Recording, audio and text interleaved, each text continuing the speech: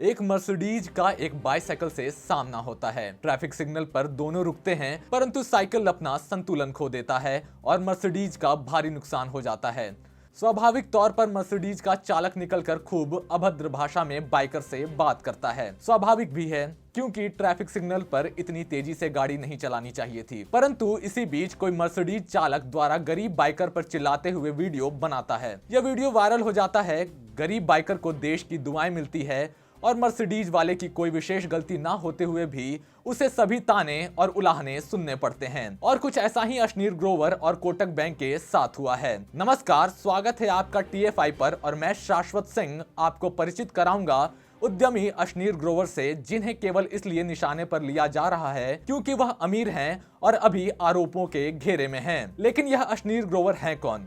ये इतने चर्चा में क्यों रहते हैं? अब अगर सोनी पर स्टार्टअप आधारित reality show shark tank India देखा है तो इसके प्रमुख जजों में से एक और भारत पे के संस्थापक अशनीर ग्रोवर के बारे में भी सुने होंगे।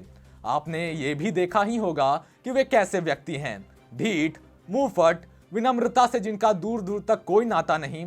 लेकिन ये भारत के सबसे सफल एंटरप्रेन्योर्स में से एक हैं और ये चाशनी लगाकर अपने विचारों को व्यक्त नहीं करते।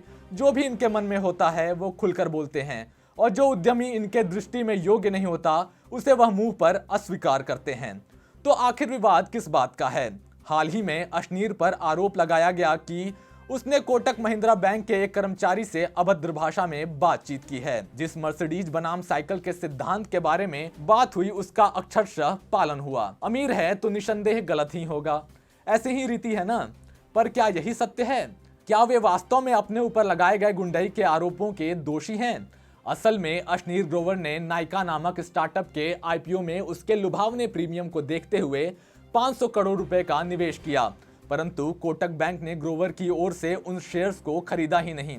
यानी जो 79% प्रीमियम अशनीर को मिल सकता था उससे उन्हें वंचित कर दिया। यूं समझिए कि एक कोच के लाख मेहनत के बाद भी एक स्टार खिलाड़ी ने एक महत्वपूर्ण टूर्नामेंट के फाइनल में घटिया प्रदर्शन कर उन्हें उस गौरव से, उस लाभ से वंचित कर दिया। अब ऐसे में तो आप उस व्यक्ति से शायद ही विनम्रता से बात करें, और यही हुआ। आवेश में आकर अशनीर ग्रोवर कोटक के कर्मचारियों पर टूट पड़े और उन्होंने एवं उनकी पत्नी ने लगभग बैंक को इस बात के लिए नोटिस भी भेजा कि बैंक ने उनसे अपर्याप्त धनकोष की जानकारी छुपाई। कोटक ने जवाब में अशनीर के आरोपों के खंडन में कोई ठोस प्रत्युत्तर भी नहीं दिया, जिससे यह स्पष्ट होता है कि गलती पूरी तरह से अशनीर की नहीं है। परंतु क्या इसके लिए अशनीर के साथ जो हुआ या हो रहा है वो उचित है? क्या आवेश में लिए गए एक निर्णय के आधार पर किसी व्यक्ति को सूली पर चढ़ाना न्यायोचित है? इतना अन्याय तो हमारा न्याय तंत्र भी नहीं होता, जो आवेश में किए गए अपराध पर भी विचार करने के लिए तर्कों और विचारों को अपने मुकदमे में स्थान देता है। तो फिर किस आधार पर अशनीर ग्रोवर को कटघरे में खड़ा किया जा रहा है? क्या वो धनवान है इसलिए? इस पूरे प्रकरण के चलते अब अशनीर ना घर के रहे ना ही घाट के। उनका साथ देने से उनकी कंपनी भारत पे का प्रबंधन भी हिचकिचा रहा है, जिसके कारण अशनीर मार्च तक लंबे अवकाश पर हैं। मीडिया के फैलाए भ्रमजाल और गरीब बनाम अमीर के इस अजीबोगरीब लड़ाई में नुकसान सिर्फ उद्यमिता का ही नहीं अपितु अशनीर ग्रोवर का भी हो रहा है। वे निसंदेह व्यक्तित्व से कोई सर्वगुण संपन्न नहीं है, परंतु जिस प्रकार से उन्हें कटघरे में लाया जा रहा है वो भी न्यायोचित नहीं है।